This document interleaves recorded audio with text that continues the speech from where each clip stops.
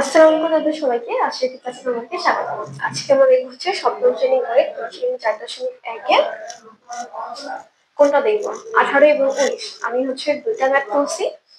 কেন করছি? দুইটা ম্যাথ হচ্ছে সেম।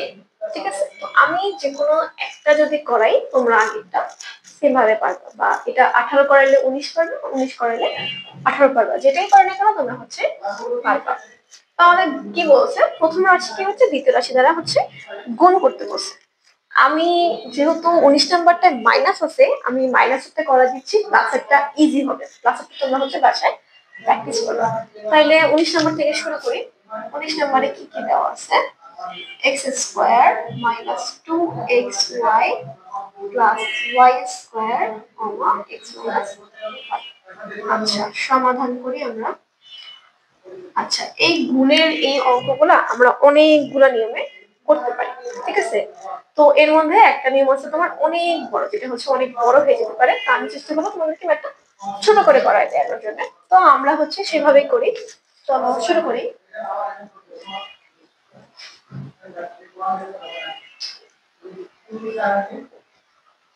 তুলসী, এখন কিভাবে করতে, তাই না?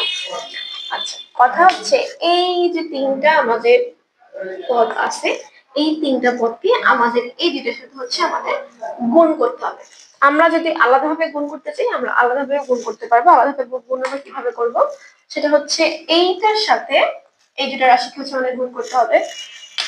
এটার সাথে এই দুটো রাশিকে গুণ করতে হবে সেপারেট ভাবে। সেম ভাবে এটার সাথেও হচ্ছে এই দুটো রাশিকে গুণ করতে হবে, আবার এটার সাথেও এই দুটো রাশিকে গুণ করতে হবে। তো এই প্রসেসটা করতে গেলে ম্যাথটা অনেক লেন্দি হয়ে যায়, অনেক বড় হয়ে যায়। এই জন্য আমি অন্য একটা প্রসেসে দেখাবো, বা হচ্ছে শর্টকাট বলতে পারো, যেভাবে করলে ম্যাথটা 3 থেকে 4 লাইন লাগবে শেষ করতে। তো চলো আমরা ওভাবেই শুরু করি। আমরা কি করব? এই এক্সটাকে এই পুরো তিনটার সাথে হচ্ছে গুণ করে দেবো। চলো তাহলে আমরা শুরু করি।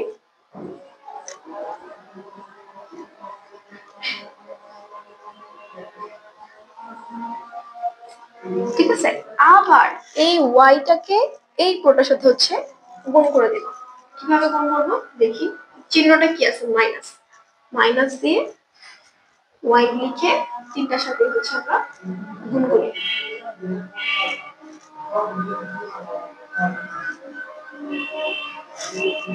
ঠিক আছে, এখন আমরা গুণটা কিভাবে করব? দুইটা কথা। গুণের সময় আমাদের পাওয়ারে পাওয়ারে যোগ হয়ে যাবে। ঠিক আছে, এটা হচ্ছে মনে রাখবা, গুণের সময় পাওয়ারে পাওয়ারে কি হবে? যোগ হয়ে যাবে। তো চলো আমরা হচ্ছে ম্যাথটা শুরু করি। আচ্ছা, কি আছে? X into x square. আচ্ছা, আমি এই জিনিসটা দেখাই। এক্স ইন্টু এক্স স্কোয়ার, এখানে কোনো কিছু নাই মানে পাওয়ার একটা ওয়ান আছে। তো বেজ আমরা ওয়ান লিখে এক্স লিখে 1 + 2 কি হবে? X to the power cube. মানে গুণের বেলায় হচ্ছে আমাদের পাওয়ারে পাওয়ারে যোগ হবে সেই জিনিসটা। তো আমি এখানে লিখতে পারি না এক্স কিউব, যেহেতু এক্স স্কোয়ার আর ইন্টু এক্স আছে, আমি এক্স কিউব লিখলাম। এরপরে আছে হচ্ছে -2xy। তো চিহ্নটা আমি মাইনাস বসাইলাম। এখন এই এক্স এর সাথে এই এক্সটা গুণ করব। পাওয়ার কি আছে? 1 1 1 1 এ কি হয়ে যাবে? 2। তাহলে 2x² y। আবার এই এক্স কে y এর সাথে গুণ করব, প্লাস xy²।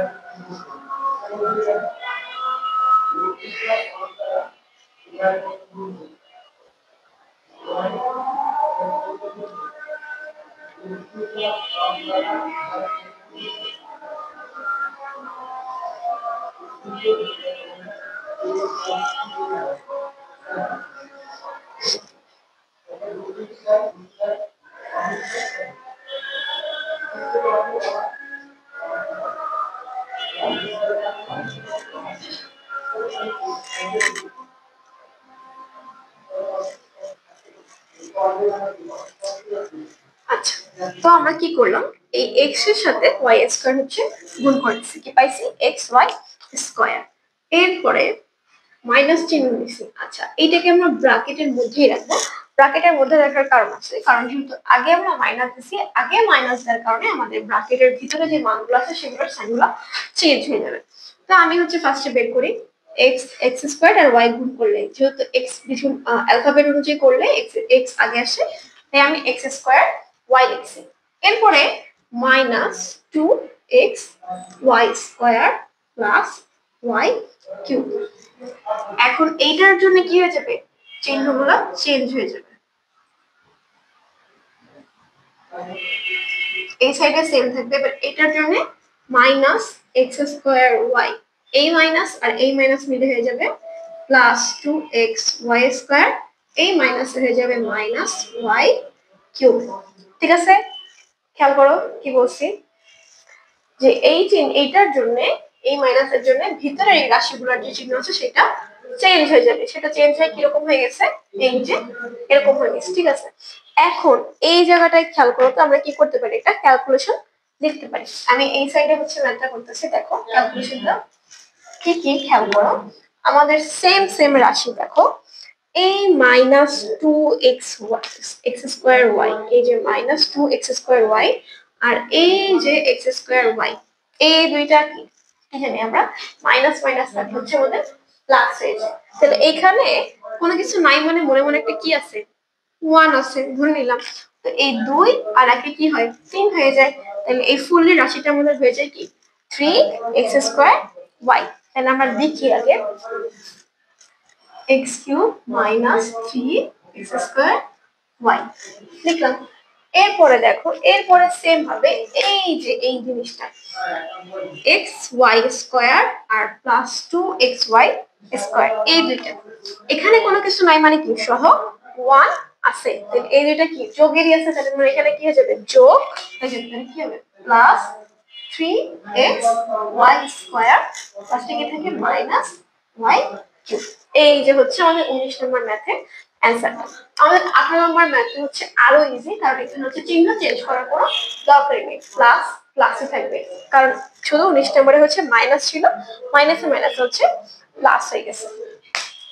ঠিক আছে, তাহলে এই ছিল হচ্ছে তোমাদের 18-19 নম্বর ম্যাথটা। ইভেন 20 নম্বর ম্যাথটা হচ্ছে অনেকটা এরকম, শুধু ওখানে দেখবা লাস্টে হচ্ছে এরকম, এখানে মেবি 3 আছে 20 নম্বর ম্যাথটা। একটু দাঁড়ান তো দেখি 20 নম্বর ম্যাথটা। হ্যাঁ, 20 নম্বর ম্যাথ হচ্ছে লাস্টে তোমার হচ্ছে X square plus two X minus three into তোমার গুণ করতে হবে এক্স প্লাস থ্রি দ্বারা। ঠিক আছে, এক্স স্কোয়ার ওইটাকে হচ্ছে সেম ভাবে এই সেম নিয়মে যদি করো তাহলে ওরকম ভাবেই হবে। তো তোমরা হচ্ছে 18 নম্বরটা এবং 20 নম্বরটা হচ্ছে বাসায় চেষ্টা করবা, নিয়ম কি এই সেমটাই হবে। এইভাবে করলে দেখো আমার ম্যাথটা ইজিলি 4টা লাইনে শেষ হয়ে গেছে। এই যে আমার ম্যাথের অ্যান্সার। ঠিক আছে, তো তোমরা চেষ্টা করবা যে বড় বড় যে দ্বিতীয় সংখ্যা এরকম থাকলে, দুইটা হচ্ছে পদ থাকলে এইভাবেই হচ্ছে গুণগুলা করো, তাহলে ম্যাথগুলা 3-4 লাইনে হচ্ছে শেষ হয়ে যাবে।